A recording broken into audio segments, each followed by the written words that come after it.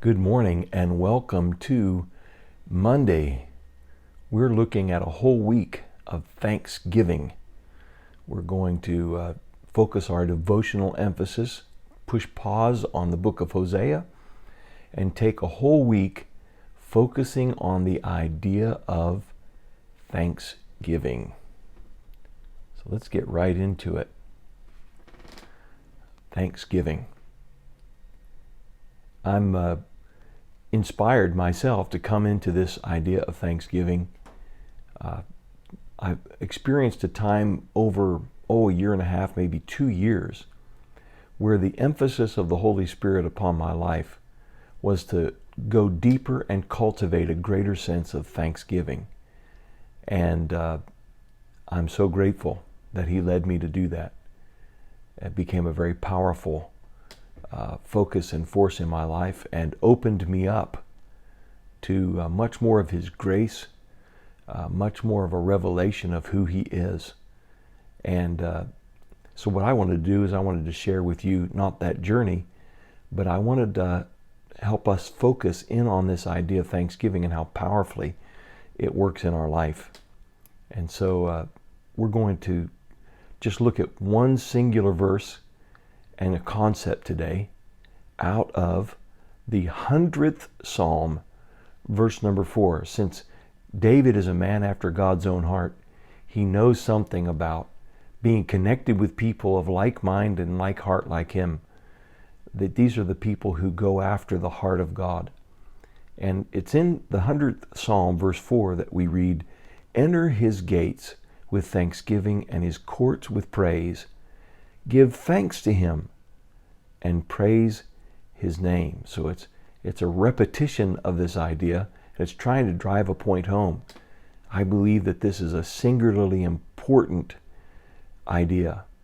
And so we can focus today on this idea of entering His gates with thanksgiving, giving thanks to Him, and how that works in our life.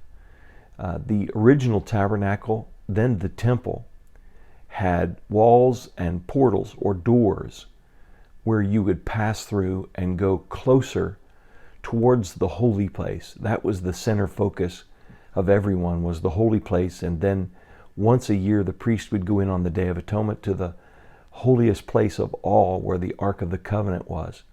It was the sincere desire of everybody to get in close to where the Shekinah glory of God was hidden behind that curtain. In the wandering in the wilderness, there was a Shekinah glory cloud that was visible up over that tabernacle.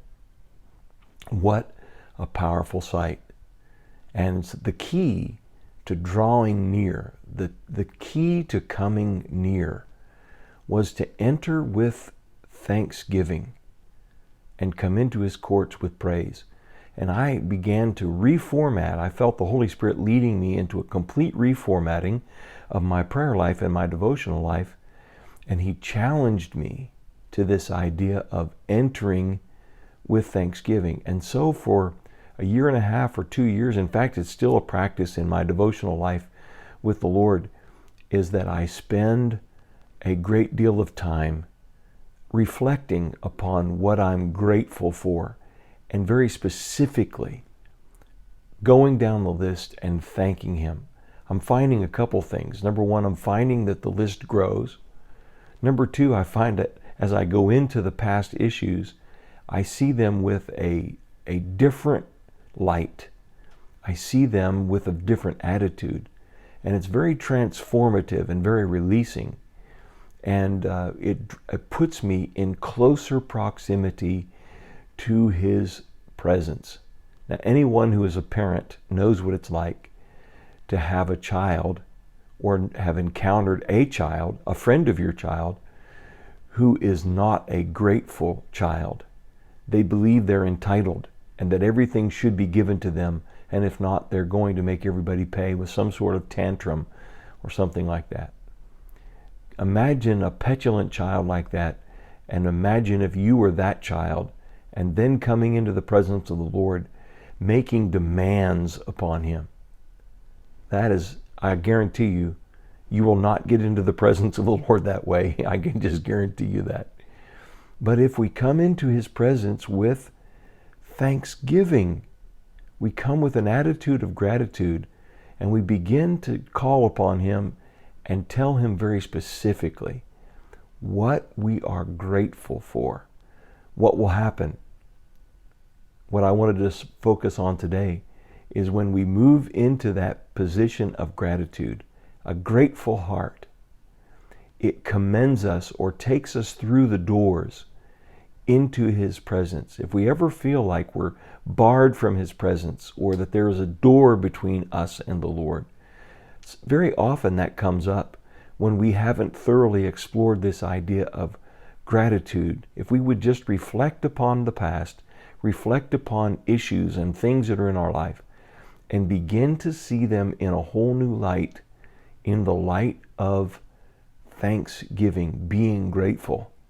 And I know for a fact, having experienced it myself, that asking the Lord to help you see it in a new light and asking the Holy Spirit to develop that attitude of gratitude and help you do that, I will guarantee you one thing: it'll happen. So put at the front end of your devotional life this idea of coming into His presence with thanksgiving. The Lord bless you. Have a great day. I hope that just sticks to your ribs all day as we're in this week of Thanksgiving. I'll see you tomorrow with another thought.